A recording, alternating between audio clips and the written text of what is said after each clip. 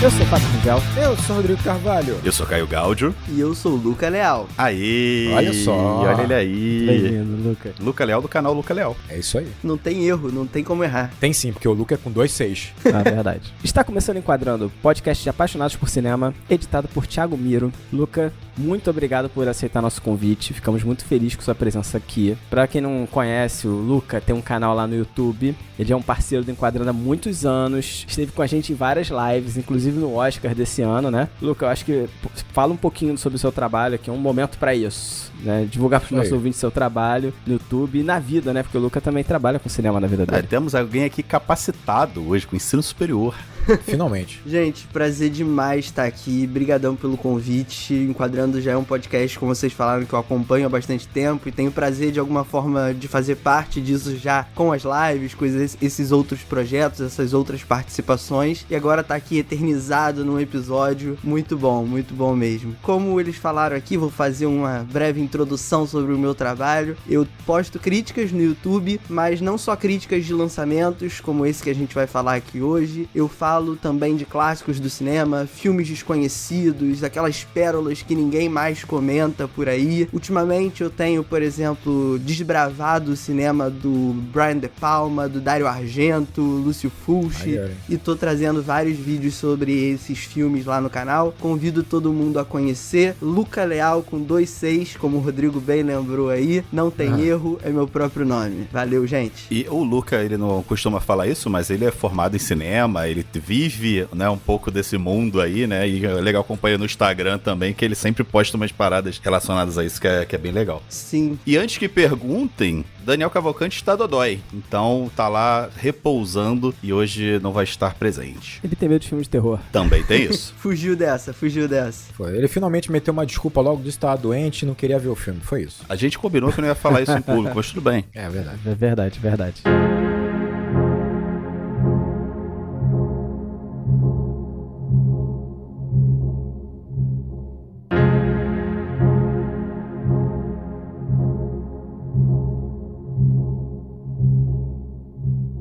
O episódio de hoje é sobre um filme desse ano de 2024, chamado Long Legs. O filme ainda está no cinema. Não é comum o Enquadrando abordar um filme que ainda esteja no cinema. A gente costuma priorizar filmes mais bem estabelecidos, né? Mas tem um lançamento que tá fazendo um barulho legal. Pô, a galera lá do Discord que acompanha o Enquadrando lá no Discord tá discutindo bastante sobre esse filme. Então a gente tentou encaixar ele aqui no nosso planejamento do ano e tá aqui, Long Legs. A verdade é que Fábio ficou com inveja, que ele não conseguiu participar da discussão lá no Discord, entendeu? E aí ele trouxe aqui pra gente gravar sobre esse filme, entendeu? Que a discussão ficou gigantesca, ela acho que conseguiu chegar na maior discussão do nosso grupo, foi lá. É, a maior thread, né? Então, Fábio quis gravar esse filme pra ele poder discutir também. Bateu a thread de Oppenheimer, né? Que foi uma thread verdade. Inacreditável, hein? Verdade, é. Cara, eu acho muito válido, sinceramente, porque ele tá sendo muito debatido na internet. Não só isso, né? Como ele tá dividindo bastante as opiniões. E é bom, né? Trazer filme que vai dividir as opiniões aqui, trazer um lançamentozinho, trazer o frescor pro Enquadrando. E ele repercutiu na internet não só após o lançamento, mas antes do lançamento. Teve um hype que rodou ali em torno da produção, em torno da figura do Nicolas Cage, que a gente vai comentar um pouco melhor mais pra frente, que meio que transcendeu isso, assim. Nas redes sociais só se falava sobre isso quando a gente ia falar de terror nesse ano. Era isso e Maxine, que logo depois da estreia morreu, e aí o Long Legs virou a grande sensação pra fãs desse gênero. Verdade.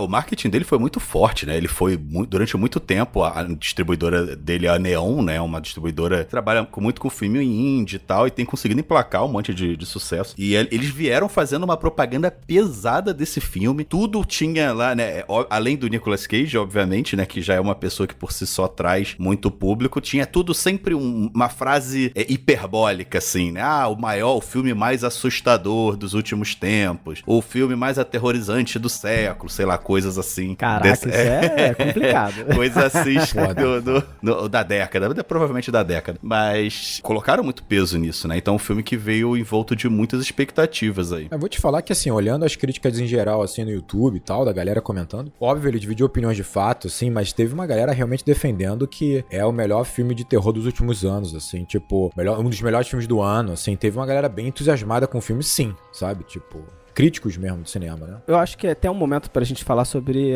essa primeira experiência do filme. Primeiro, deixa eu falar do diretor rapidamente, né, na verdade. Long Legs é dirigido por Osgood Perkins, Osgood Perkins, também conhecido como Oz Perkins, que era mais conhecido como ator. Ele tá presente no Legalmente Loira, um filme... Olha só. Bom filme, bom filme. Filme bem conhecido. E também tá em Nope, não sei se vocês lembram do início de Nope, que tem um diretor que tá filmando um filme. Ah, é ele? Eu não sabia. É o Oz Perkins, exatamente. Caraca, não lembro. Ele tá interagindo ali, ele é o cara que tá filmando alguma coisa, e aí tá interagindo com a filmagem lá no cavalo, por exemplo. E sobre a carreira dele como diretor, né, ele tem alguns títulos, poucos, todos com uma baixa expressão, né, como Maria e João, o Conto das Bruxas, né, em 2020, e A Enviada do Mal, também conhecido como February, né, de 2015. Não sei se vocês chegaram a ver esses filmes, né? Olha, eu vi o Maria e João. Foi uma experiência esquecível. E eu acho que isso diz muito sobre o filme, assim. Tanto que ele não é nem tão antigo, mas eu não tenho quase que nenhum vislumbre dele, assim, na minha cabeça. Não tem nenhuma cena marcante, não tem absolutamente nada, assim. Não é um filme que fica com você, definitivamente. Mas já me falaram bem desse A Enviada do Mal. Já me falaram bem. Talvez valha a pena dar uma chance pra ele, né? E ele aqui, né, claro, ele é diretor e roteirista de Longlegs, né? Então esse filme acaba tendo talvez um aspecto mais autoral pra ele. E tem a curiosidade que ele é filho do Anthony Perkins, que, se vocês não estão reconhecendo por nome, é o Norman Bates de Psicose. E aí eu preciso abrir um parênteses aqui. Psicose 2 é muito bom, tá? É muito bom. E o filme é ancorado na figura do Anthony Perkins, do Norman Bates. É um filme totalmente diferente do primeiro Psicose, muito diferente, é outra pegada, ele tende mais pro drama, toda a reabilitação do Norman Bates, digamos assim. Caralho, maneiro. Mas é um filme muito bom mesmo, então fica aqui a recomendação nesse parênteses que eu abri nessa Interessante. Fiquei curioso, mas olha que curiosidade maneira, hein? O cara é filho do Norman Bates. Ele tá destinado pro terror, né? Destinado por terror. Exatamente. E vou falar aqui que ele começa a mostrar em Longlegs essa aptidão pro terror, hein? Ele começa a demonstrar aqui uma aptidão pro terror, hein? Eu diria que ele tem uma aptidão pro suspense, mais que pro terror, mas tudo bem, vamos lá. Talvez pro drama. Eita. Eu já ir pro drama, eu já não acho. Já tá versátil ele. Vamos aproveitar então nesse momento pra gente falar sobre essa primeira impressão do filme, essa primeira impressão também da direção do Oz Perkins. Eu queria logo puxar, né, que, cara, eu fiquei, assim, embasbacado com a direção do Oz Perkins. Me surpreendeu do início ao fim do filme. Tem detalhes assim que eu fiquei observando quando assisti o filme, que são as distorções nos cantos da tela. Porra, ele usa muito esses cantos da tela pra colocar alguma mise-en-scène ali, alguma coisa presente pra gente, e o que tá ali fica distorcido por causa da lente, e ele usa isso também pra tirar e colocar coisas muito rápido de cena. Caramba, é muito maneiro isso. Então, ele, distorce, as coisas ficam grandes, distorcidas, e eu amei isso. Eu certamente tenho muitas críticas ao filme, tá? É um filme que eu achei mediano, assim.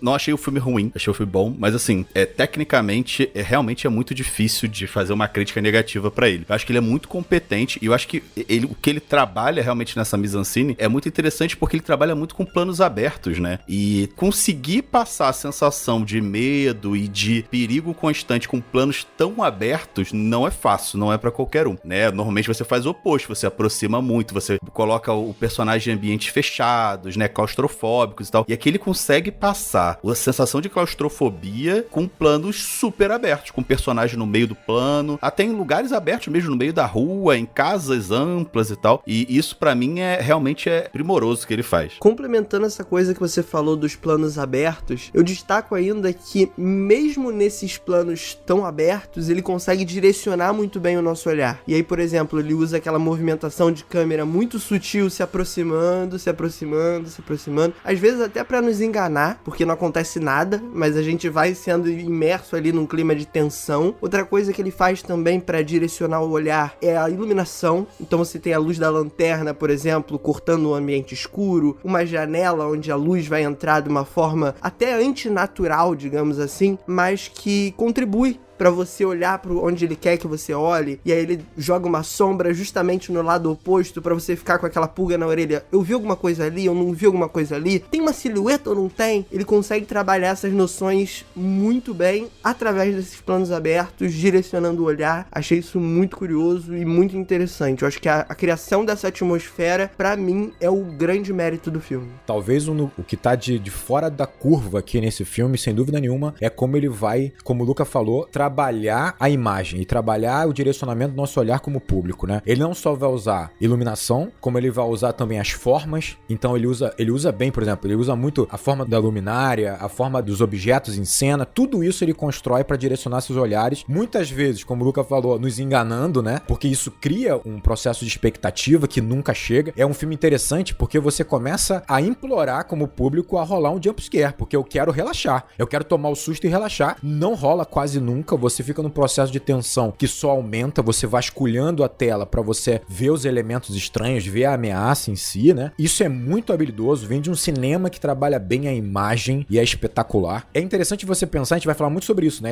Não só ele trabalha a imagem muito bem, como ele trabalha o som muito bem, o roteiro dele é interessante, só que pra mim ele peca no excesso de criatividade. Tudo é muito criativo, tudo é demais, só que eu vou te falar que eu gosto disso, eu acho que é melhor errar sim. Ele é corajoso, ele vomita nesse filme tudo que ele pode fazer, ele mexe com aspecto de tela, ele mexe com tudo, ele simplesmente usa tudo pra comunicar, mas na minha opinião ele começa até a exagerar, mas eu prefiro isso do que a covardia, e eu já acho que Longlegs salta na frente de muitos filmes de terror, porque o diretor foi corajoso aqui. Talvez porque ele tenha recebido 2 projetos sem graça, sabe, o projeto de produtor, sabe, coisa chata, e aqui ele falou, agora é meu, vou fazer tudo, não sei se eu vou ganhar outro filme, vou fazer tudo que eu posso. Ele fez tudo que ele podia. E agora meio que fica estabelecido que ele vai fazer outros filmes e vai com certeza ter liberdade pra fazer o que quiser, porque Longlegs está fazendo muito dinheiro, né? Eu ia falar fez, mas ainda está fazendo. Se eu não me engano, já é a maior bilheteria de terror do ano. Então, assim, ele vai ganhar ali uma carta branca grande pra produzir os próximos filmes dele. Eu tô olhando aqui, saiu agora 13 de setembro. Vou datar aqui o negócio, mas só pra deixar claro. Ele gastou menos de 10 milhões desse filme e agora, só agora, o filme ainda está passando, ele arrecadou 104 milhões. Então tá 10 vezes o valor do filme. Então assim, isso sem falar que ele ainda vai pra streaming, ainda vai vender mais coisa e tal. Então já dá pra dizer que é um sucesso pra um estúdio, né? Ah, é verdade. E no ano que a gente tá falando que tem Maxine, né? Então já desbancou Maxine, por exemplo. Não, eu acho que você pode ter um movimento dele agora de começar a podar o cinema dele, a amadurecer o cinema dele. Você percebe que Longlegs tem muito dessa vontade de fazer, sabe? De acontecer. Ele tem milhões de roteiros juntos. Ele tem muitos roteiros misturados no mesmo filme e que, aliás, isso pode se transformar num problema, pra muitos foi. Ele tem uma porrada de técnica cinematográfica, ele vai usar tudo que ele pode. Eu acho que o tempo agora é ele ganhar segurança com esse filme, que foi importante e mostra a criatividade dele, e amadurecer esse processo, cara, sabe? E quem sabe nós temos um diretor de terror aí foda pra caramba, sabe? Com roteiros mais enxutos, sabe? Mais seguro também pra fazer o simples muitas vezes, né? É interessante, cara. Eu acho que, porra, tem que ficar atento. Eu acho que agora ele puxou aí uma bandeirinha maneira pra ele. Concordo que a gente tem que ficar atento, mas também pode ir pro outro lado dele agora, despirocar completamente. Imagina, e lançar o... Sou fodão, foda-se, agora... Dar uma de Ari Aster e lançar o Bota e Medo dele aí, com 3 horas. E é bem lembrado, bem lembrado. É um perigo isso daí. Mas vou te falar que o Ari Aster, ele podia, ele tava num momento realmente que ele podia. Ele tinha muita gordura pra queimar, hein? Uma gordura pra queimar, né? Um capital político ali pra queimar com os estúdios que não é possível, cara. O que foi Botei Medo, realmente? Nem vale a pena citar isso. E eu acho que pra mim, o que me decepcionou mais desse filme, e assim, eu não vinha acompanhando, ouvia falar do filme, mas eu não vinha acompanhando ele, eu não gosto de ficar acompanhando muito trailer e tal, então, né, deixei falar, quando tiver eu vou ver e tal, mas não me empolgou também inicialmente, de correr atrás e tal. E aí eu fui ver, assim, totalmente sem expectativa. E assim, pra mim, acho que o grande problema foi a quebra de expectativa dentro do próprio filme. Porque o filme, ele é claramente dividido em 3 atos, né? Ele mesmo coloca pra você quais são esses 3 atos. Eu acho o primeiro e o segundo ato desse filme tão bons, assim, tão bem trabalhados, tão redondinhos, né? Ele faz tudo o que ele tem que fazer pra desenvolver aquela história, pra criar aquele universo, pra fazer uma coisa concisa. Mas eu acho que ele é tão fascinado por essa ideia dele, ele ficou tão apaixonado por essa ideia dele, que ele no terceiro ato ele quer te explicar tudo. É aquele cara que quer te explicar a piada no final, sabe? Ele quer te contar tudo o que aconteceu no filme, todas as ideias que ele tinha, todos os conceitos que ele tinha pensado, e ele quer te entregar no final algo que ele não necessariamente trabalhou tão bem antes. Realmente eu acho que falta muito essa segurança de falar, não, eu vou me ater aqui realmente ao que funciona, e saber o que funciona ou não também é complicado, né? Uma coisa que eu acho que a experiência vai trazendo pro diretor. E pra mim é isso, assim, a minha dificuldade maior com esse filme é a expectativa que ele próprio cria e no final, no meu ver, não acaba entregando, mas a gente pode desenvolver um pouco mais essa questão do roteiro mais pra frente. Né? Vamos aproveitar então, já que você puxou isso, eu vou colocar a sinopse aqui e eu quero voltar nesse assunto, porque a gente volta nesse assunto porque eu acho ele interessante. Como é que é o seu tópico que você colocou, que você vai falar depois? O elefante branco, é esse? Não, depois a gente fala do elefante branco. Então tá. O elefante de maquiagem branca. Não, tudo bem, vamos. Mas sinopse. Boa.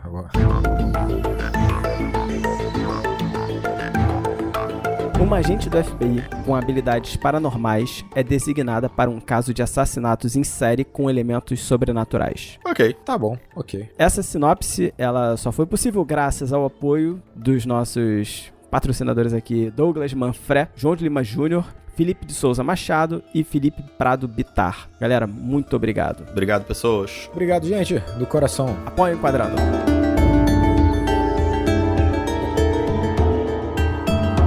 Eu queria puxar esse assunto do Caio, né, sobre onde ele se perde um pouco nesse filme, que eu também concordo com a parte de ter que explicar tudo. Assim, eu entendo que esse filme, ele traz uma estética que lembra muito um pesadelo. Então você vai ter, como a gente comentou lá no início, né, os fundos às vezes distorcidos pela lente, as câmeras engrandecendo os personagens, parece que ele tá sempre filmando meio que de baixo, e como tem aqueles, talvez uma grande angular, não sei, mas e pega, o personagem fica gigante na tela, né? Tudo meio sombrio, me lembra muito um pesadelo, sabe? As próprias atuações, eu acho que colaboram com isso também. Né? Meio claustrofóbico também, por mais que a gente esteja às vezes filmando numa área externa, sabe? Vendo o filme numa área externa, ainda passa uma claustrofobia, sabe? Em alguns momentos parece que você tá preso ali. Enfim, isso pra mim traz muito uma ideia de pesadelo. E eu acho que esse é o problema nesse aspecto que o Caio tava levantando, que quando ele quer explicar o filme demais, ele perde o poder desse mundo que ele tá criando,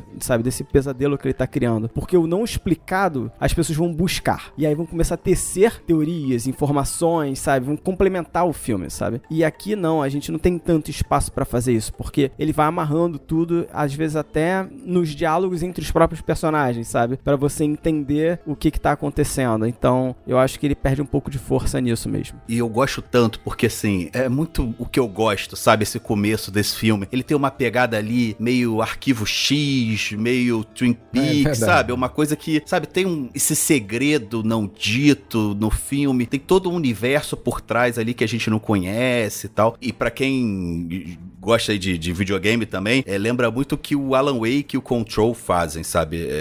É criar esse mundo onde pessoas que estão investigando coisas, né? Eles estão buscando atrás de um grande mistério e que esse mistério, ele é tão distante da gente, você só consegue pegar migalhas dele, né? E aí, com essas migalhas, a gente vai dando a interpretação que a gente quer. E eu acho que ele é muito competente em fazer isso nos dois primeiros atos, principalmente no primeiro ato, né? Você percebe que tem alguma coisa estranha acontecendo. Você tem esse serial killer que você vê pedaços dele e é muito assustador quando ele aparece só pedaços dele, né?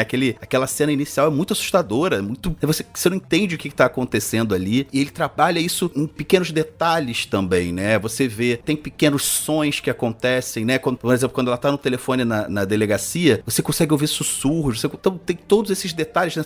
A sombra do diabo aparece às vezes, então ele tá te dando essas migalhas que você, na sua cabeça, vai construindo esse universo à parte, né? Esse universo, todo esse universo que pode ser expandido de 1000 formas diferentes. E, pra mim, aí a grande questão, no terceiro ato, ele te mostra o que é esse universo. Ele senta e te explica o que é esse universo, né? Ele coloca, olha, o que aconteceu, tem uma cena de 2-3 minutos que ele literalmente para o filme e vai te contar exatamente o que aconteceu. E aí, pra mim, é quando você perde muito do filme, né? Se o que ele me entregou ali não foi tão mágico quanto tava na minha cabeça, e nunca vai ser, né? Porque a nossa cabeça é muito criativa e ela vai criar coisas que eu gosto. Então, se você me entrega algo ali que não me satisfaz, pra mim, você meio que anula todo o que você fez daquele período anterior. Então, pra mim, rever o filme, eu revi o filme, inclusive, o primeiro e o segundo ato, na segunda assistida, caíram muito por causa disso, porque eu sabia o que estava acontecendo, sabia por que aquelas situações estavam ocorrendo e tal. Então, o mistério tinha acabado pra mim, a graça tinha acabado, né? Eu acho que ele perde sim o poder das lacunas. Um problema sério com parte do público, e sendo bem claro aqui o objetivo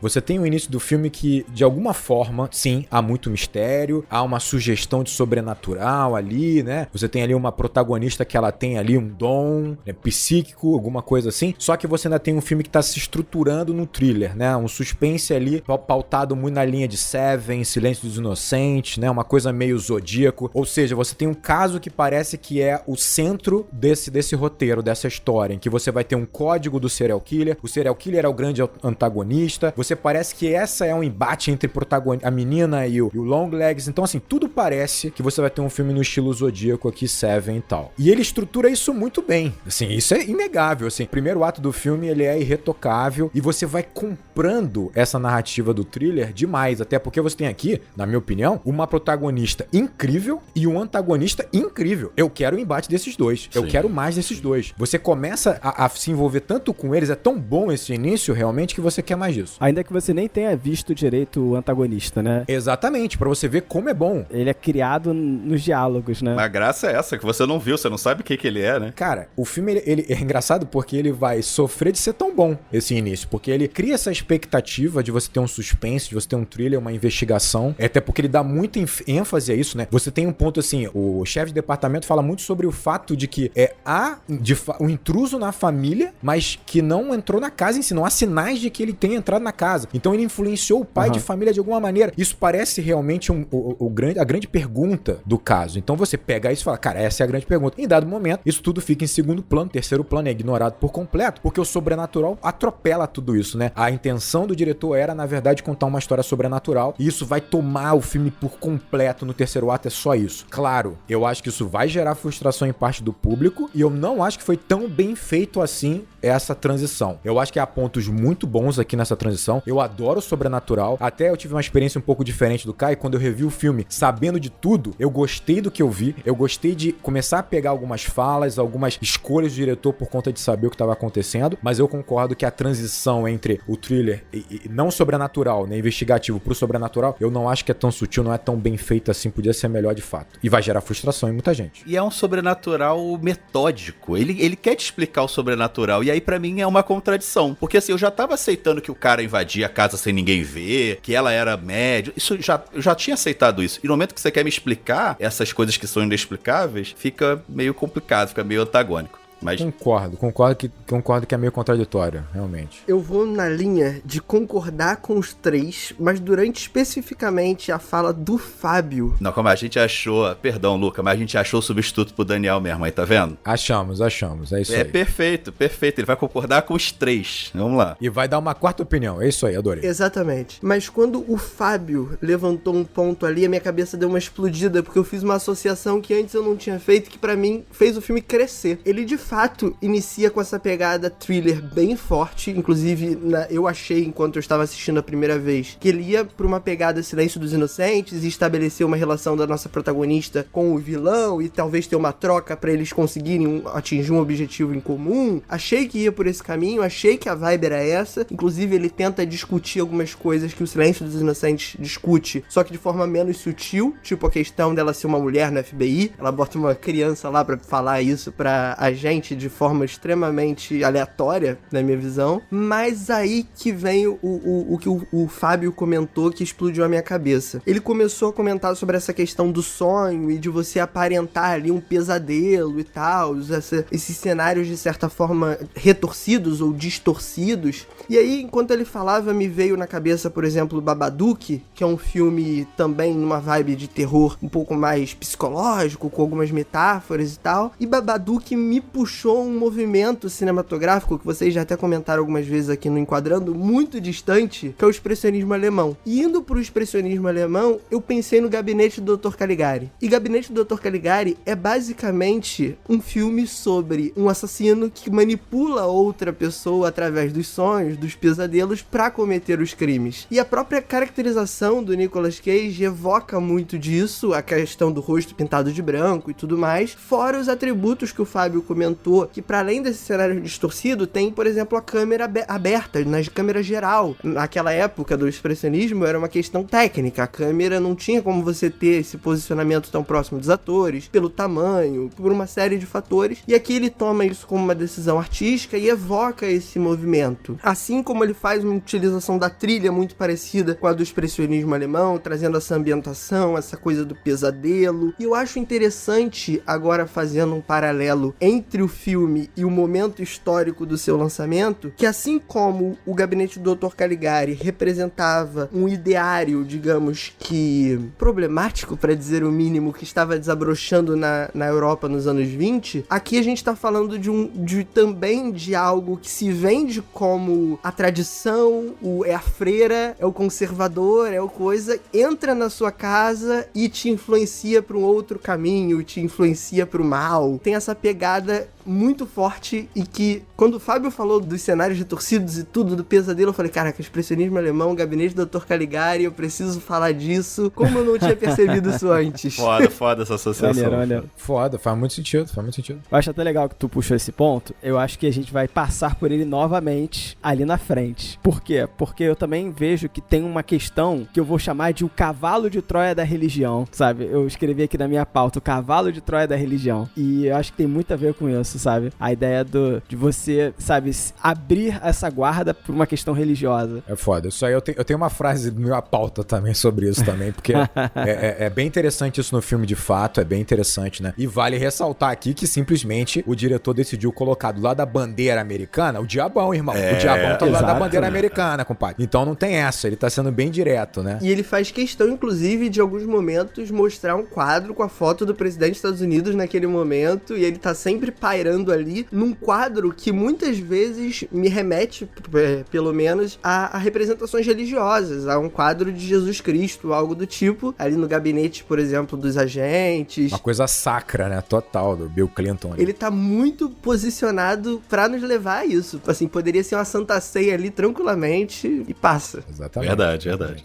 E a gente vai panfletar nesse, a gente nem sabia disso. Não, eu coloquei, em off eu falei pro Caio que eu tinha uma panfletagem aqui. Sim. Eu também tenho uma frasezinha só, tem um momentinho. Mas eu queria aproveitar essa questão do exagero, e que a gente tá falando assim, do sobrenatural, e como o Luca comentou, né? Essa questão, por exemplo, o Caio também falou, quando a gente tem essa investigação, que é uma investigação que vai lembrar esses filmes assim, tipo um Zodíaco, um Silêncio dos Inocentes, né? Mas aí depois ele vai pra um lado totalmente sobrenatural. Engraçado, isso não foi algo que me impactou assim negativamente nesse filme, porque, sei lá, desde o início eu tava pronto pro sobrenatural por conta de duas coisas, né? A cena em que a menina de fato adivinha os números, e ela adivinhou aquela coisa lá do vilão, um assassino tá dentro de uma casa ali específica. Um áudio que, quando ela toca o áudio, você vê você ouve um pai de família falando sobre a necessidade de matar o próprio filha, não lembro, porque tava reconhecendo nele um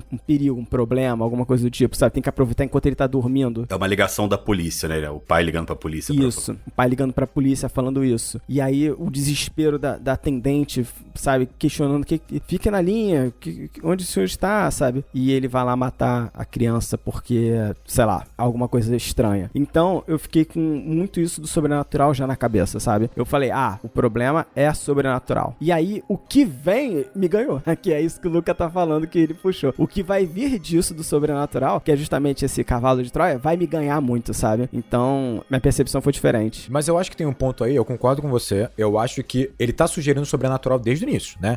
Você tem uma ambientação que deixa isso até claro, né? Quando eles chegam por exemplo, eles vão investigar as casas, né, naquela rua e tal, cara, tudo é isolado, vazio, parece que não há vida ali, e há uma sensação estranha parece uma vila que foi devastada por um mal, sabe? Eu acho que a sensação de que aquilo é o núcleo de algo muito ruim, de que há um mal ali, sabe, entranhado, uma raiz ali, tá desde o início, né? Sem dúvida nenhuma, isso é uma habilidade dele, eu acho fantástico. Ele oferece isso dentro do cenário, a própria casa, com os plásticos. Os personagens não se encontram, cara. É sempre, ou ela tá sozinha, ou ou ela tá com mais uma pessoa no máximo, não há uma aglomeração. Você tem ali os agentes recebendo a missão, acabou, e depois lá na frente você vai ter o bar em que o agente tá bebendo, o chefe de departamento tá bebendo e acabou. Tudo é isolamento, tudo é isolado, você tem toda uma vegetação afetada pelo frio. Eu acho que tudo isso gera em você uma sensação de que há um mal corroendo aquele lugar. O ponto que eu acho que o Caio coloca e que eu concordo com ele é que ele vai transformar esse sobrenatural em algo mais metódico, no sentido de eu vou colocar a boneca com a bola dentro da boneca, que vai gerar o efeito na mulher, que vai ser levado pela mãe, que foi influenciada. Toda essa explicação é um problema, eu concordo. Essas etapas fragmentam o sobrenatural e tiram força dele. Eu tenho zero problema com o sobrenatural, pelo contrário, me dá sobrenatural, exato. Me dá ficção científica, pode... Exato. Adoro, é a minha geleia, é isso aí, entendeu? É tanto que quando eu falei a referência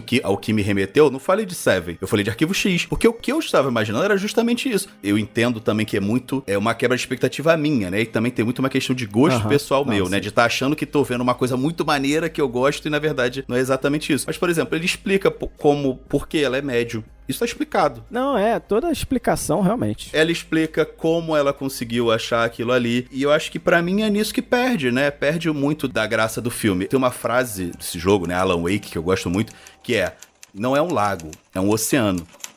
It's not a lake. It's an ocean. Alan, wake up. É um jogo muito metalinguístico e ele quer falar justamente isso. Olha, eu tô te dando aqui uma filigrama, mas nesse mundo tudo é muito maior, tudo é gigantesco. E aí, eu acho que é válido citar um cara de terror que eu acho que é um cara muito competente, né? Eu não acho que ele é brilhante, mas ele é um cara muito competente, que é o James Wan, né? A gente já falou de James Wan lá no episódio 70, de Jogos Mortais, e que ele faz isso muito bem, né? Ele consegue criar esse mundo muito bem. A gente até comenta isso lá, que ele é um cara que ele lança franquias porque ele é muito profissional nisso, né? Ele cria mundos super interessantes, que ele não te dá tudo que esse mundo tem de uma vez, ele vai te dando migalhas, e com isso você vai fazendo 60 franquias do mesmo filme, né? Porque você tem margem pra isso, né? E a minha crítica aqui ele pegou tudo que poderia virar, né? E pelo que eu vi, as conversas, já existe uma conversa do Long Legs 2, tudo que poderia virar outras franquias, spin-offs disso aqui, te entrega tudo num filme só. Então o mistério acabou, né? Como você falou, tá tudo resolvido na hipnose que a bola de metal na cabeça da boneca faz quando a freira entra na casa da pessoa. São muitas etapas, né? Pra conseguir hipnotizar alguém. Há um excesso de coisa. Não, e eu acho que é um problema conceitual aí, né? Porque olha quantas etapas são de fato, né? E o problema é que ele cria várias etapas pra uma parada que teoricamente vem do diabão, irmão. Não vem de um diabinho, não. Vem do capiroto. O próprio. Mochila de criança.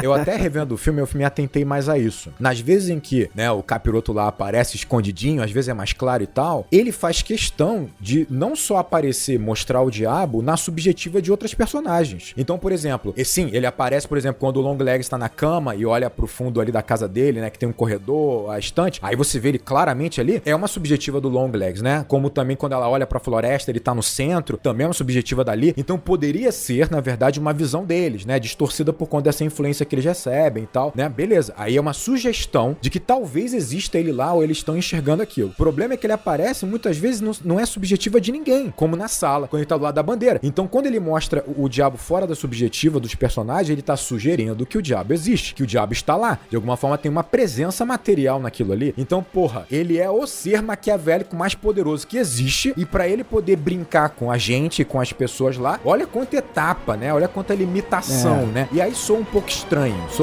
concordo.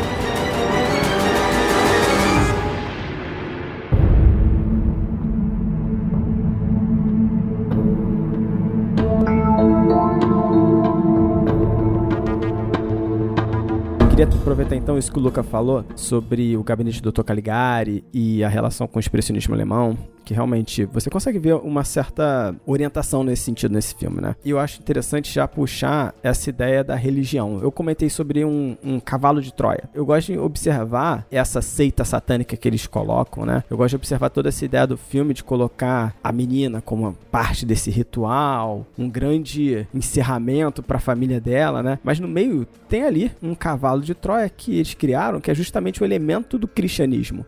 Um padre, um pastor, uma freira, algo do tipo, levando um presente pra uma família, né? E é esse presente que vai destruir essa família. Mas eu acho interessante que essa destruição da família, ela tem uma relação com violência. Ela poderia corromper, criar uma doença, ela poderia fazer a família começar a, sei lá, ter azar, qualquer coisa do tipo. Mas não, ela vai fazer todo mundo se matar. Não é tão simples assim. Ele vai fazer o pai matar a família. O pai matar, exatamente. A violência do patriarca, né? Sim, a violência vem dali, exatamente, vem do pai, né? E eu acho interessante que isso vai trazer uma série de ideologias, né, que perpetuam a violência. Então a gente vai ver, por exemplo, que a religião, ela tá ligada a essas ideologias nos Estados Unidos e no Brasil aqui também, né? Então a pauta religiosa nos Estados Unidos e no Brasil tá ligada muito à pauta armamentista, que é uma pauta de violência. E aí, quando a gente olha que o diretor associa essa questão da religião entrar dentro de uma família e levar consigo a violência, eu acho isso fantástico, assim, sabe? Eu acho isso fantástico nesse filme. E eu gosto muito do sobrenatural nesse filme por causa disso, porque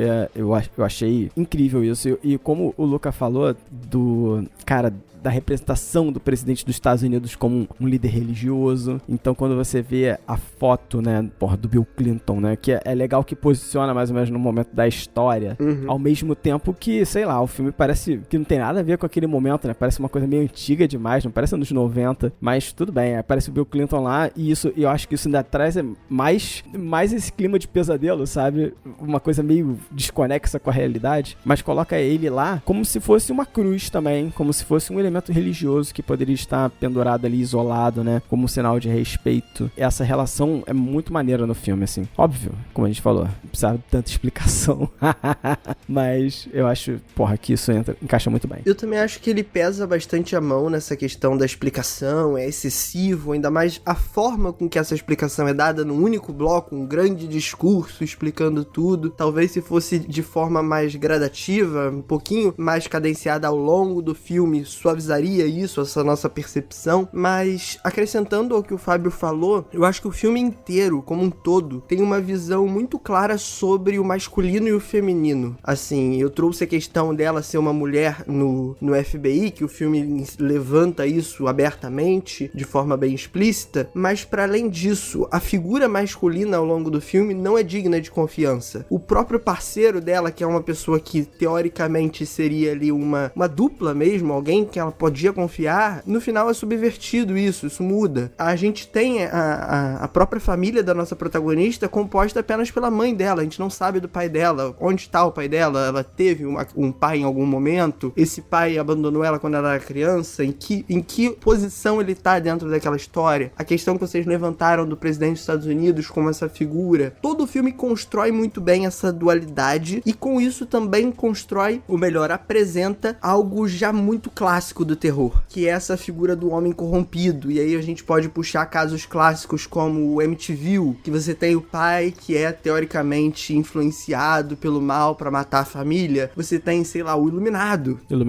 O personagem do Jack sendo influenciado pelo hotel pra matar a família. Então você tem ele brincando com essas convenções do gênero, ele brincando com essa coisa, inclusive da Final Girl. Ela ali é uma sobrevivente em certo aspecto, por mais que ela não vá se adequar exatamente em todas as características de uma Final Girl e esse filme não seja um slasher, ainda assim ela bebe muito disso, ela carrega muito disso, e eu acho interessante como o filme explora essa questão, mesclando obviamente com o fator religioso, com essa carga simbólica que tem a religião, e eu acho que ele consegue manipular bem isso. Eu acho que isso é legal do filme, é uma das coisas que eu mais gosto nele. A questão realmente é o como ele vai explicar e como ele vai concluir, fechar esse arco. Uma coisa que ele faz, eu acho, de um jeito super sutil e que funciona super bem, é que na hora que ela tá vendo aquelas imagens, na hora que aparece o triângulo, que depois a gente vai associar a figura do mal e tal, ela fala pai, né? Pô, isso tá ali, eu só reparei na segunda assistida, e assim, pô, tá ali, tá colocado ali, ele não precisou me explicar, mas tá ali. Ele consegue fazer também, né, isso de forma sutil. Eu acho que vai muito do que a gente tava falando, assim, há um excesso de informações aqui, né? Ele tem muita coisa boa, essa é a verdade, e é um erro até interessante, né? Porque você vê essa questão da violência a partir do do homem, e é óbvio que serão os homens influenciados por essa influência negativa do mal e do diabo e tal, tá muito claro e é um elemento muito interessante trabalhado aqui. Você vai ver o Longlegs, ele é uma figura mais andrógena, né? Tipo assim, é uma figura que você vê que ele foi rejeitado dentro dessa sociedade do masculino, né? Então, assim, é a forma como ele canta, ele se maquia, né? E ele fez cirurgias provavelmente na cara dele, né? Então, assim, você percebe que ele tá deslocado dessa sociedade em que tem a figura do homem ali como central, assim. Ainda mais quando você pensa década de 90, ainda é hoje em dia assim, década de 90 mais ainda. Então, ele tem tudo isso dentro do filme dele. O problema talvez venha pelo fato de que tudo tá muito bom e tudo quer protagonismo, só que você não pode dar protagonismo pra tudo. Então, assim, o Longlegs é foda pra caramba, ele é um personagem maravilhoso que eu acho que ele vai entrar na cultura pop, mas ao mesmo tempo ele é só uma ferramenta. Então, por exemplo, o fato da mãe ser a freira, que é esse, como o Fábio falou, o cavalo de Troia, é um elemento muito interessante, visualmente ela tá muito bem resolvida, ela com aquele véu e os olhos por trás, caraca, aquilo ali é muito bom, ela quer protagonismo, sabe? Só que não tem, nós temos o Longlegs também, e ainda tem a figura do diabo,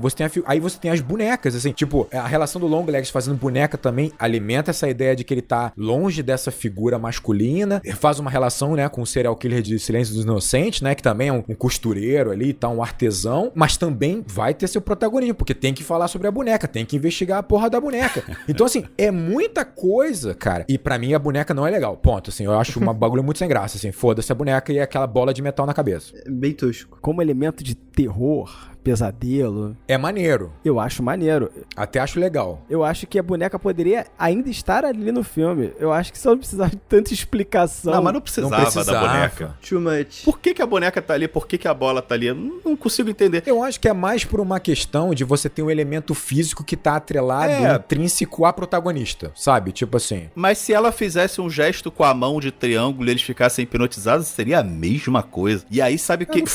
E aí, assim, eu não gosto de ficar... o que seria melhor e tal. Mas eu acho que uma das coisas que eu acho mais interessante nesse filme e que eu acho que ele acaba explorando pouco é justamente o fato e essa mensagem de que a mãe, ela tem que cortar um dobrado pra cuidar dos filhos e cabe à mãe esse papel. Ela precisou literalmente vender a alma dela ao diabo pra ela poder fazer com que a filha dela viva e cresça e se desenvolva e tal, né? E essa pra mim é uma das mensagens mais fortes do filme e que acaba ficando um pouco soterrado nesse monte de coisa, né?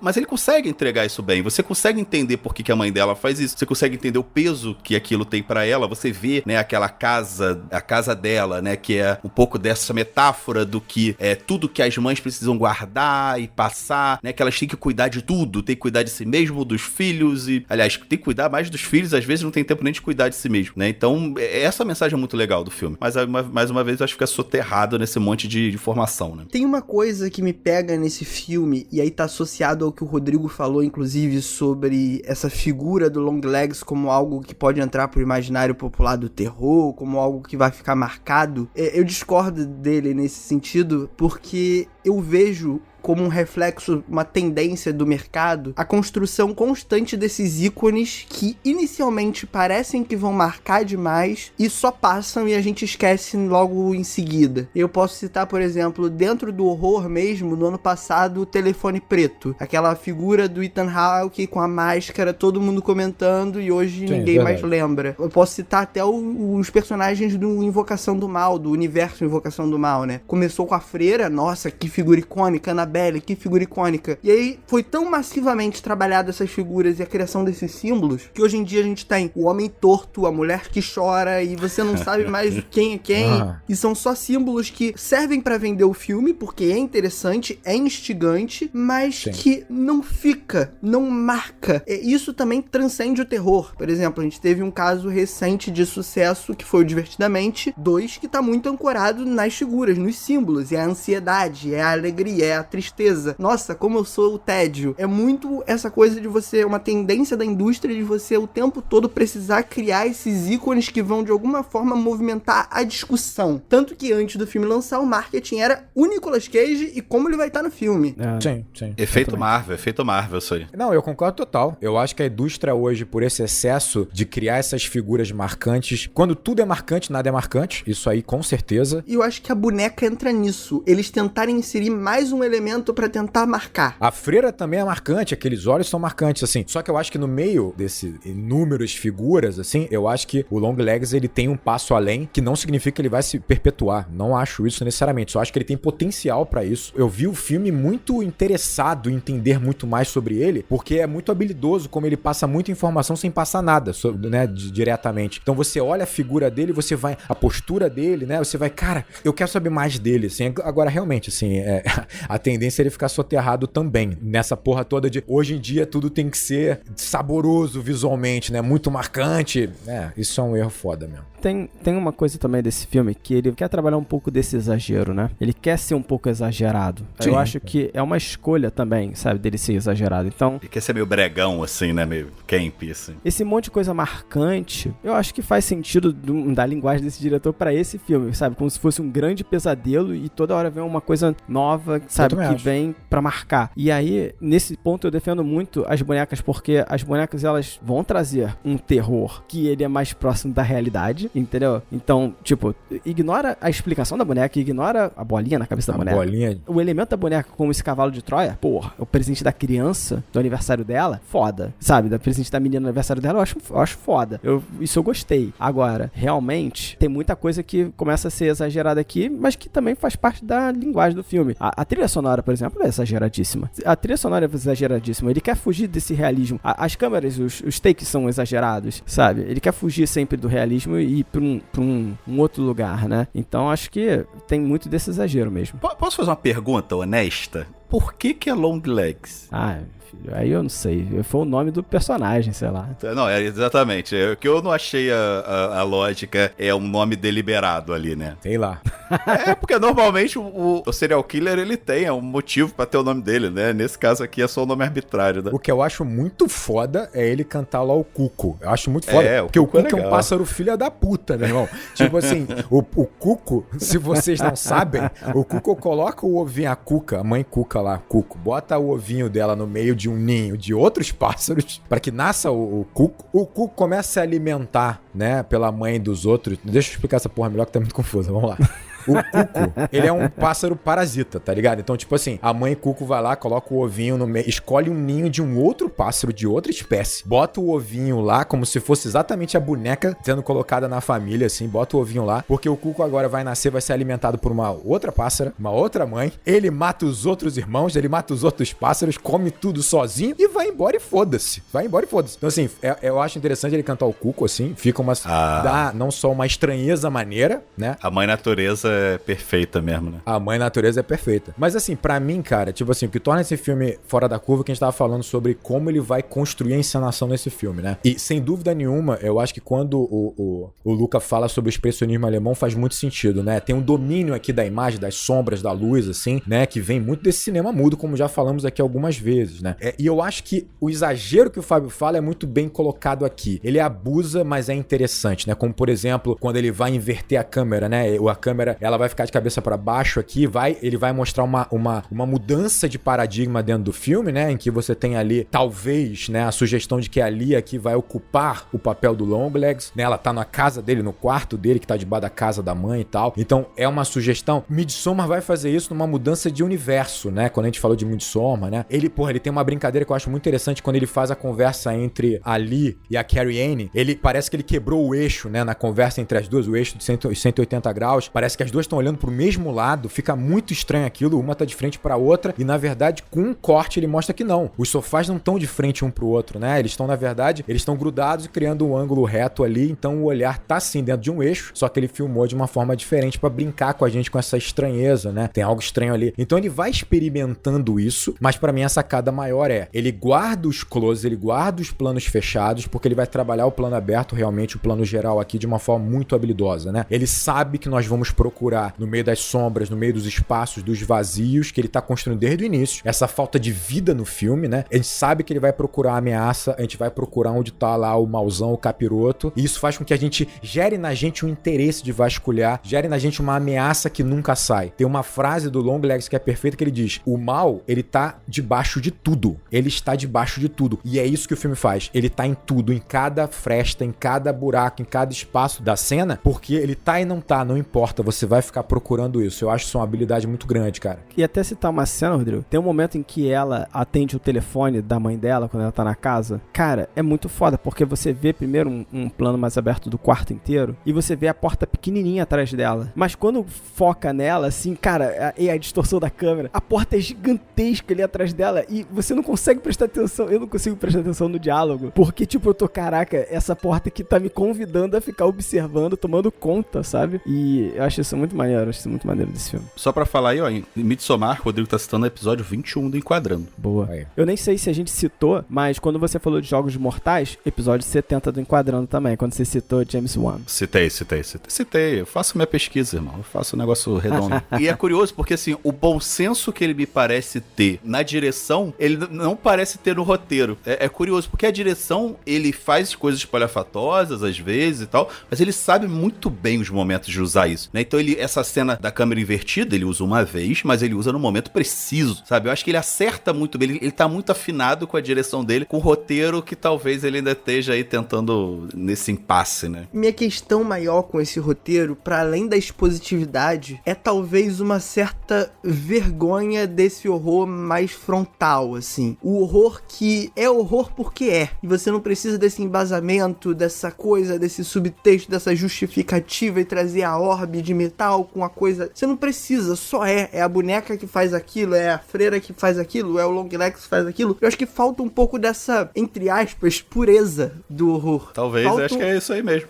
Falta um pouco dessa frontalidade mesmo, acho que essa é a palavra. Mas eu não culpo 100% a direção dele, porque eu acho que é a direção e o roteiro do filme, porque eu acho que é uma tendência do terror atual e nesse sentido de você tentar de alguma forma racionalizar um pouco mais e transformar essas experiências sobrenaturais em algo que diga mais diretamente sobre a psique humana, sobre comportamento. É aquilo que se consolidou muito nos últimos anos como o terror A24, né? Eu boto entre aspas porque não precisa ser necessariamente da A24. É a pegada, né, do A24. Mas ele tem a vibe, ele tem aquela essênciazinha que é você comentar um tema do momento, um tema atual, seja psicológico, seja social, através de um elemento que evoque um desconforto, que evoque uma bizarrice, e geralmente o caminho pra fazer isso é o trauma. Então é o terror de trauma, e o Longlegs se encaixa muito nisso. Eu acho que falta pra ele essa coragem de ir mais frontal ao horror. Por exemplo, um filme que me veio à cabeça enquanto a gente discutia é o Carrie a Estranha,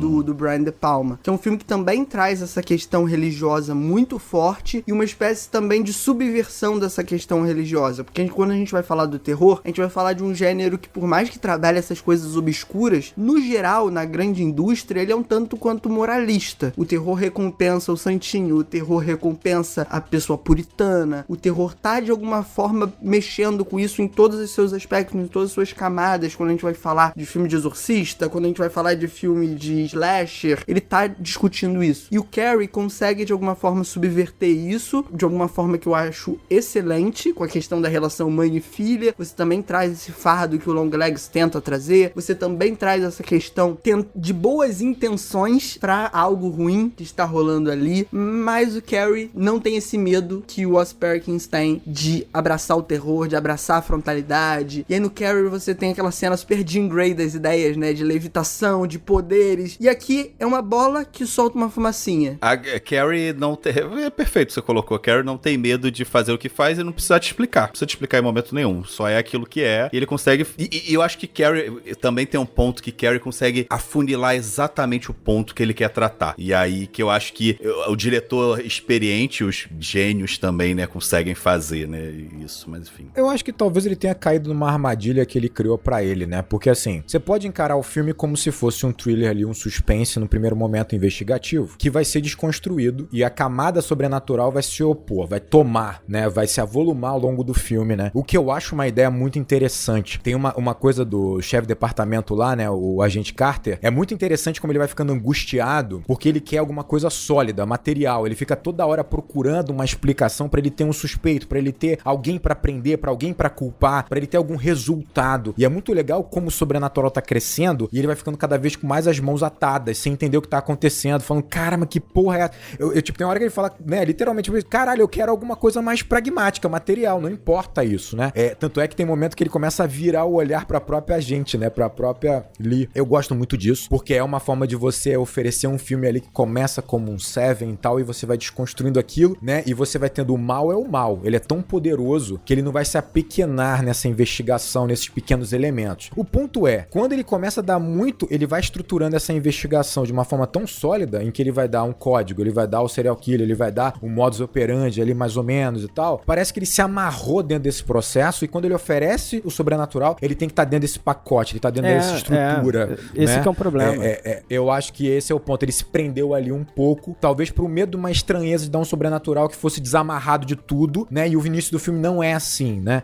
Eu gostaria também se ele tivesse um pouco mais solto, mas eu vou te falar assim, a sensação, o filme conseguiu gerar em mim uma sensação que eu acho muito foda. Desde o início, eu sinto que há um mal enraizado ali, que eu não sei de onde vem, que parece que é uma tragédia, ponto final. Claro, o início do agente, parceiro dela sendo assassinado, o cara se rendendo, aquilo vai tudo vazio, cara. É impressionante, né? O uso como ele usa a vegetação morta, seca, vai dando essa sensação, o que é sensacional. E tem um momento, que aquele momento eu falo, caralho, ele conseguiu criar uma sensação de pessimismo, de entrega, de tragédia, quando a mãe dela do lado de fora e mata a gente com uma espingarda, ela com aquela roupa de mãe, e aí você tem ali na janela olhando a mãe matando, atirando mais vezes na gente que tá no carro, a sensação que dá de que, cara, esse mal é invencível e acabou, cara, tipo, é uma região tomada por essa maldição. Cara, ali ele me ganhou, tipo assim, eu falei, caralho, eu tô com isso dentro de mim, sabe? Tipo assim, caralho, foda, sabe? Foda. Eu também senti que, cara, tem muito disso no filme, esse clima, né? Esse tom do filme que, porra, é um tom satânico, acompanhando tudo, sabe? Você fica meio, caraca. Tudo, cara, tudo. É meio bizarro isso. Mas é só atirar na bolinha de metal que resolve tudo. Resolve tudo.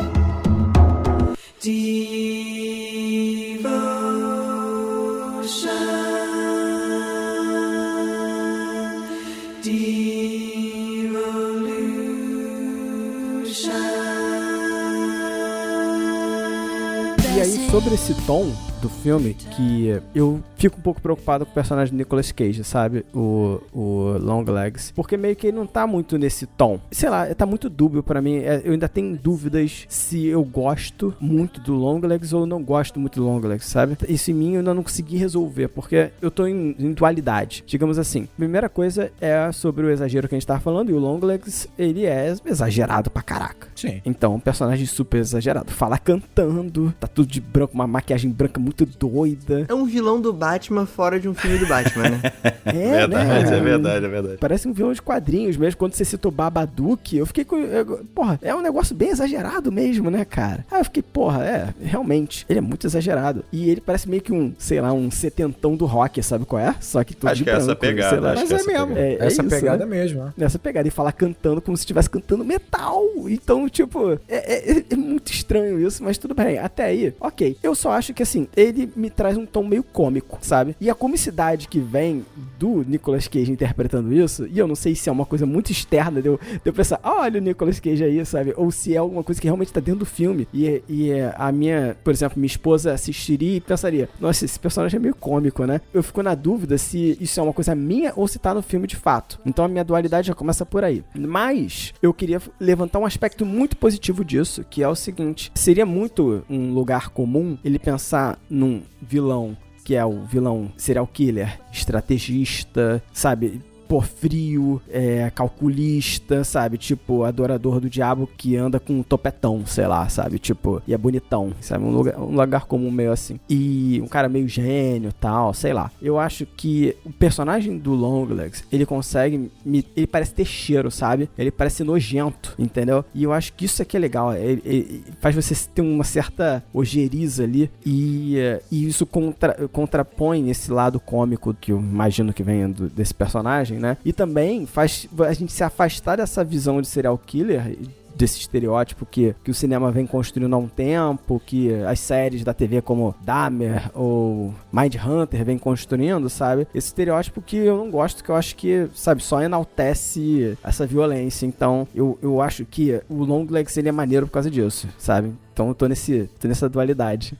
Eu não desgosto, não, também. Isso aí não é uma crítica que eu tenho. Eu adorei ele por vários aspectos. Eu acho que a decisão é certíssima. Primeiro porque dá uma sensação de que ele tá, como eu falei, deslocado de uma sociedade que o rejeita. E ele, óbvio, quando ele ganha poder, ele vai extrapolar o que ele é. Ele vai ser mais ainda. Agora não importa. Até porque ele tá, óbvio, num processo também dessa fragmentação da psique dele. Ele é desajeitado, né? Isso é muito bom. Só que eu acho que o ponto pra mim que torna ele interessante é, ele tem sim, pode gerar um tom de comicidade, como qualquer um da sociedade riria dele, na sociedade normalmente, porque ele viraria piada e deboche muito fácil. E é legal porque ele é isso, mas ele tá respaldado pelo mal mais bizarro que existe. Então o filme tá atrelando ele ao mal mais bizarro. Tu pode rir, você pode debochar, ele faz só bonecas, teoricamente não matou ninguém diretamente, mas ele tem as costas quentes, irmão, sabe? Costas quentes ficou muito bom. Que é costas quentes real, né? Tipo assim, real. Exatamente. E o foda, pra mim, é que ele vai ganhar credibilidade quando ele enfia a testa na mesa, tá ligado? E ele vai pro inferno. Ali, pra mim, ele ganhou o peso, sabe? Então, ele é a piada, ele executou os planos, ele faz as bonecas, e quando ele enfia a cabeça na mesa, é quando ele ganha credibilidade, né? A cena podia ser até mais impactante pra mim, mais pesada. É engraçado como a polícia não entra, não tá preparada, tá ligado? Do outro lado da porta, e deixa ali um tempão sozinha com ele, enfiando a cabeça na porra da mesa. Mas tudo bem, isso são detalhes. Mas ali ele ganha peso. Ali, quando ele enfia a cabeça ali, ele tá levando aquela porra a sério, adoração a sério. Eu acho isso fantástico, cara. Porque reverte, muda ele, né? Eu adorei isso, cara. Eu gosto muito também da figura do Longlegs, em especial por ele ser esse ponto fora da curva do não ter explicação, ele é porque é, ele é surtado, ele é caótico. E eu acho que ele é uma peça muito interessante pro filme pra quebrar uma monotonicidade. E com isso eu não tô falando que o filme é monótono, mas que ele tem uma linha só, um tom só. Que ele tem o mesmo tom, exatamente. E ele vai naquele tom ali que é de uma tensão constante o tempo todo, até que de repente, quando vem o Longlegs em tela, é uma porrada, é um choque, é o momento que o filme dá aquela subida. Verdade, que sim. Você se ajeita na cadeira e fica, caraca, o que tá acontecendo aqui? Pra logo depois você voltar pra aquela linhazinha e seguir no suspense até ele aparecer de novo. Tanto que eu acho que o filme perde uma força justamente quando a mítica dele some. Quando a mítica dele vai embora, o filme perde muito também pra mim. E eu fico sentindo falta desse ser anárquico que é o Longlegs e tudo que ele provoca na Lee, que é uma mulher cheia de traumas, uma mulher muito afetada por esses fantasmas do passado. Ele é um desses fantasmas. E quando ele sai, eu sinto que até a própria personagem perde um pouco de força. Eu acho que ela perde o contraponto dela. É tipo o Batman sem o Coringa, sabe? Perde o antagonista dela, né? Eu acho total. Eu concordo, isso com o que vocês falaram, e eu acho que o grande ponto dele é justamente ele tá totalmente fora da curva. O Longlegs, pra mim, ele é muito legal porque ele corresponde àquela expectativa que eu tive no começo. Porque ele parece uma figura de outra dimensão. Ele parece uma figura que saiu de outro filme e foi parar naquele filme ali. Ele é totalmente nada a ver com aquele filme. Só de um filme do Batman, né? Exatamente. Ele parece... Mais um pouquinho ele cantava Ave Maria com Paul Dano. Dá. Exatamente. E ele, cara, pra mim ele tem uma parada até meio Lovecraftiana, assim, meio, caraca, que é uma coisa tão estranha que você não sabe por que ele tá ali, por que ele é daquela forma, o que ele tá fazendo ali. Parece um erro na Matrix, assim. E o terror dele vem justamente disso, né? E isso pra mim dá muito peso pro filme. O Luca comentou uma parada que faz muito sentido. É uma ferramenta, realmente, né? É ele que vai dar o primeiro jumpscare na gente, né? Na verdade, o jumpscare vem dele. O aspecto do quadro vai mudar muito por conta dele, né? Ele traz a mudança tão impactante, tão grande, que muda o próprio aspecto, né, da tela em si. E é isso, né? Você tem um filme que ele é cadenciado e ele vai numa crescente de tensão, né? Que é muito gradativa. E ele não te dá respiro nunca. Foi o que eu falei. Tem momento que você tá implorando pra um jumpscare porque não vem nunca, né? Ele não deixa você relaxar de nenhuma forma, em nenhum momento. Quem traz a estranheza, quem vai trazer esse rompimento com esse processo de tensão é o Longlegs. Então, assim, é interessante que ele é uma ferramenta também dessa construção de tensão do roteiro. É foda, cara. Tipo assim, pra mim é uma solução, assim, impecável. E quando ele sai, assim, eu adoro ele me enfiar a cabeça na mesa, como eu falei, mas ele enfraquece, o sumiço dele enfraquece o terceiro ato, sem dúvida nenhuma, assim. Porque, óbvio, a aparição lá do diabo não é suficiente pra manter o terceiro ato, né? Por mais que, teoricamente, o diabo seja muito maior como significado do que o Longlegs é tão forte nesse filme, tão presente nesse filme, que quando ele sai, o filme perde força de fato no terceiro ato, né? O que não deixa de ser um problema, né? Eu, inclusive, fico com um gostinho muito grande de quero mais investigação. Eu não sei se vocês também ficam com esse sentimento. A partir do momento ali que começa a história a se resolver de fato, o filme, de alguma forma, a história que eu digo, a investigação começa a se resolver, eu acho que perde um pouco do meu interesse, sabe? Eu começo a perder a vontade de entender os próximos desdobramentos. O filme me deixa mais xoxo, assim, eu fico meio apático com ele, fico, tá, o mistério já foi, eu já sei o que rolou, e agora você tá me jogando um monte de informações, tem umas imagens interessantes, conceitos interessantes, mas a minha vontade de saber mais meio que vai um pouco embora. E talvez isso venha do filme não explorar tão bem essa investigação e ficar muito centrado na li vendo foto, li vendo documento, vai num lugar, dá uma olhadinha com a lanterna, volta pra sala, vê documento, conversa com o parceiro. Eu acho que falta um pouco mais explorar uma espécie de rede de uma investigação mais robusta, digamos assim. Eu acho que tudo se resolve um pouco, não fácil demais, porque existem desafios e também tem o poder dali, né, aquele dom dela sobrenatural, mas eu acho que falta um pouco mais de te instigar dentro do mistério. A gente tá falando que o terror não funciona tão bem por conta da expositividade, tem a questão do drama, e eu acho que o mistério é um pilar que, pra mim, sai um pouco fragilizado. Fica muito em cima daquela única família, né? Então, que é a família da fazenda. E meio que também, quando ele vai matando as lacunas pra gente, né? As lacunas ainda mais da parte do satanismo, dessas coisas aí, da boneca, da bola na cabeça da boneca. Isso daí realmente faz com que perca um pouco a graça, né? Eu não desgosto da forma que ele trabalha o mistério, sabe? Essa coisa, ficar explicando detalhes do código, sabe? Eu realmente, isso pra mim, eu acho dispensável. Acho que o grande problema é esse, porque ele não deixa lacuna pra você. Então, eu acho que a gente falou muito disso lá em A Origem, por exemplo.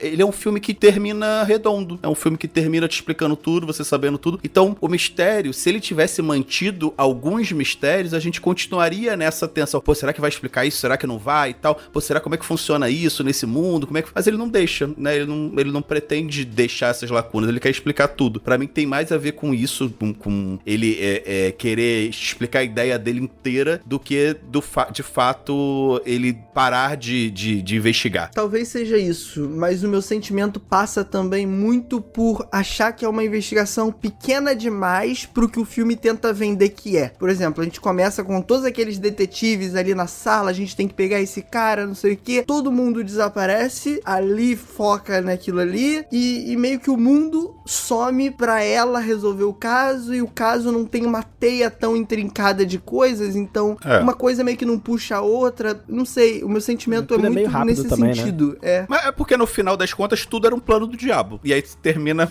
o mistério se resolve assim. Mas isso parece tipo assim, uma piada, mas não é, né? Porque tipo assim, é uma escolha dele, é arriscada quando ele realmente começa a estruturar a ideia de um caso investigativo complexo e foda pra caramba. Depois ele vai solucionando isso, mostrando pra você aos poucos assim, olha, ali tem alguma coisa nela, a gente não sabe exatamente o que é, mas ela está resolvendo um caso que não tinha solução há muitos anos atrás de uma forma realmente muito rápida. Então é como se ele estivesse distorcendo a ideia de qual é o mistério agora. O mistério agora é como e por que ela está resolvendo esse caso tão rápido assim. Então o caso de fato fica no segundo plano, né? Os assassinatos e tal. O problema é esse. Quando ele inverte e distorce, ok. Ele tá te dizendo assim, agora vamos pro sobrenatural? Vamos rápido passar por esse caso aqui, porque esses elementos aqui, eles são pequenos de fato, né? Quando você entra no sobrenatural, que é tão grande. O problema é que depois ele vai destrinchar todo o sobrenatural, aí eu concordo, né? Eu acho que ele acelera nesse mistério, vamos dizer, pragmático, material, assim, dando todas as respostas, assim, como uma ferramenta. O Longlegs deu a carta pra ela. Ela faz parte de um plano do diabo. É isso, é gigante o bagulho. E vai andar como ele quer. Por isso que eu, mais uma vez, assim, eu acho que ele é muito mais arquivo X, ele quer ser muito mais arquivo X do que quer ser Seven, né? né? Apesar dele vender como Seven, ele é arquivo X. Que arquivo X, cara, não importava a investigação. A investigação, ele não te explicava. As coisas iam acontecendo de um jeito meio natural na história, né? Você não parava pra te explicar, olha, isso aqui tá acontecendo, aquilo outro, chegamos nesse caso assim. Ele quer muito mais falar sobre essas estranhezas desse mundo, te mostrar essas estranhezas desse mundo, do que te mostrar como se chegou nelas, né? Que é a origem lá do Twilight Zone, né? Que era justamente, eram histórias de investigação, mas que tava muito mais interessado de contar coisas estranhas, coisas diferentes, coisas, né, que vêm de outra dimensão, coisa que vinha do inferno, sei lá. Então, ele parece que essa referência é maior que ele quer fazer aqui. Eu fico imaginando, eu entendo a cabeça dele, no sentido assim, ele quer sugerir pra você, né, que o mundo está progredindo como sempre progrediu, em que você vai ter casos bizarros investigados pela FBI. Ali toda hora fala com a mãe que ela tá lidando com coisas muito desagradáveis. Não há nada mais agradável, né? O FBI lida com as coisas mais agradáveis de todo mundo e tal. E aí você vai destrinchando essas coisas agradáveis da investigação e você vai chegar, na verdade, num fosso muito fundo do mal mais enraizado, mal infernal. Eu entendo essa ideia. O ponto é que quando ele começa a estabelecer as estruturas de um thriller investigativo, ele sabe que vai gerar expectativa em parte do público que vai se agarrar àquilo. E aí, cara, é uma armadilha perigosa. É foda. E aí não tem como. Eu entendo quem saiu bolado, entendeu? Quem saiu puto. Tipo assim, meu irmão, por exemplo, ele virou pra mim e falou assim, caralho, ele tá gerando um mistério de quem é o cúmplice. O filme tem 4 personagens. Você tem ali, você tem o chefe do departamento, você tem o Longlegs. Quem é o 4º personagem? A mãe, bicho. Acabou. No metade do filme tu fala, ih, a mãe é o cúmplice, sabe? Então, tipo assim, realmente, o filme ele fracassa no thriller que ele queria construir no início, porque não era a intenção. Era só como se fosse um gancho, como se fosse trazer a gente pra esse mundo real, né? Que a gente fala, caraca, como isso aqui é bizarro, e a gente chega em algo muito maior, mas, né? Tipo assim, é perigoso. É perigoso e eu acho que ele escorrega em algum aspecto, sim. Mas pra mim não diminui o filme. Eu gostei pra caramba, assim. Tipo, pra mim ainda foi um grande filme, um ótimo filme. Ele traz essa questão que é sempre um problema, digamos assim, que é você dar poder demais pro seu personagem. E aí quando você transforma ali nessa figura extremamente conectada ao antagonista e que consegue as respostas fácil demais, de alguma forma ele também perde por outro lado, né? Ele perde nesse fator investigativo e ele de alguma forma ganha esse tempo pra se dedicar ao trauma e focar nessa personagem como um ser quebrado, que tem essa relação envolvendo o passado e tudo mais, que assim, particularmente pra mim foi muito óbvia. Eu não sabia exatamente como seria, mas eu sabia que alguma coisa do passado da Lee estava ligada ao Longlegs e consequentemente ao demônio. A própria forma com que o filme abre é muito explícita nesse sentido. A própria questão de logo no começo a garotinha chamar ali pro aniversário, pra mim foi muito um alerta de tá, vai ser essa garotinha a próxima vítima. Então, assim, eu acho que o filme tem problemas pra lidar com suas obviedades que ele mesmo gera, ele mesmo constrói e com isso perde força. Agora, eu achei que a gente acabou não entrando muito, só pra não passar em branco também, né? Os atores estão muito bem nesse filme, né? Todo o elenco acho que tá muito bem nesse filme. A Maika Monroe tá excelente, eu gosto dela. Ela tá muito bem no It Follows também, que aliás é um filmaço, vejam It Follows. É Corrente do Mal, né? Corrente do Mal? Acho que é Corrente do Mal em português. O Nicolas Cage tá muito bem, né? A gente já falou dele. E o Blair Underwood também tá muito bem, né? Que é o agente Carter, né? Então acho que esse elenco também, junto com essa direção, elevam muito o filme, né? Elevam e tornam mais interessante os personagens. Então, quando o próprio filme diminui esses personagens, nos incomoda. Foi o que o Luca falou. Você tem ali a construção dali, né? Aí, em dado momento, na verdade, ela tá sendo influenciada pela boneca. Então, as respostas vieram pelo diabão lá, que, aliás, é até uma solução interessante, que ele usa, cara, é bem maneiro isso mesmo, assim, quando ela identifica, tem a intuição de que há o assassino na casa, ou quando ela encontra lá o triângulo, você tem ali uma trilha, né, um ruído alto, um barulho, que você pensa que é simplesmente uma trilha, né, pra construção de tensão, e na verdade é uma trilha como se fosse ali um ruído da cabeça dela, sendo afetada pela boneca. Até aquela imagem que ele coloca, né, aquela imagem da cobra, muito legal aquilo, né, que é tipo como se fosse um feitiço ali, impedindo ela de... Exatamente, então assim... acessar a memória. Essa brincadeira de que a trilha, na verdade, ela faz parte, de fato, do universo ali, tá na cabeça dela, isso tudo é muito bacana. O problema é que isso vai enfraquecer ali como personagem, né? Porque a partir dali ela é um fantoche. A partir dali é um fantoche. Dá uma sensação legal de uma queda, um pessimismo, uma tragédia que não tem como você contornar, porque o poder do diabo é limitado, mas o problema é que vem meio cedo, então você já perde ali muito rápido, né? Pra você se reconectar com ela ali, pra você sofrer com essa queda dela, demora um pouco. Eu, por exemplo, me reconecto quando ela vê a mãe dando tiro na outra gente, pra mim ali eu reconecto com ela de novo. Mas assim, isso é um retrabalho, né? Que ele vai fazer isso também com Longlegs, né? Tipo, ele torna o Longlegs também só um fantoche, né? Nada mais que isso. E aí você tem enfraquecimento do último ato. Então, o filme tem essas dificuldades, mas de alguma forma eu acho que ele consegue contornar e dar ali uma obra que é suficientemente concisa pra eu ter me vendido ali ao mal. Ali foi foda, eu gostei disso. Sabe o que eu acho interessante? Eu tô na expectativa pelo próximo filme desse diretor, sabe? Acho que isso aqui é foda, assim. Também. Esse filme, ele me colocou esse diretor num lugar assim que eu falei, cara, eu quero ver mais desse cara. Sei lá, gostei muito do que eu vi aqui, em termos de direção, principalmente. E eu tô na expectativa do próximo dele, sabe? Vai ser Longlegs 2 sem o Nicolas Cage. Ah, não pode não. Putz. Vai ser o filme do Patolino agora, já teve do Pernalonga. Nossa, isso aí. Nossa. Verdade. Isso aí, tá Realmente. Que tristeza. certo. Que tristeza. É a piada que você faria, Fábio. Perdeu a oportunidade. Verdade. Perdeu a oportunidade. Eu acho que eu tô triste por isso. Galera, pra finalizar, pô, eu queria muito agradecer, Luca, a sua presença novamente. E deixa um recado aí pra gente. É uma responsabilidade muito grande deixar um recado, então eu vou parafrasear ET Bilu, busquem conhecimento. É brincadeira. Eu agradeço muito o convite de estar aqui, gosto pra caramba do Enquadrando, vocês sabem, e tá aqui batendo esse papo com vocês, super divertido, me fez inclusive ter uma outra visão sobre o filme, acabo saindo daqui gostando mais do filme do que quando eu entrei. Ainda não acho genial, ainda não acho incrível, mas eu gosto mais. Brigadão, de verdade, pra quem quiser conhecer mais aí do meu trabalho, a gente já falou antes, mas falo de novo, canal Luca Leal aqui no YouTube, críticas de lançamentos, críticas de clássicos do cinema, filmes desconhecidos, inclusive tem crítica do Longlegs lá, tá? Então passa lá, vai ser um prazer receber todos vocês. Ótima crítica, inclusive, hein? E vocês podem seguir o Enquadrando também nas nossas mídias sociais, então deixem pra seguir o Enquadrando lá no Blue Sky.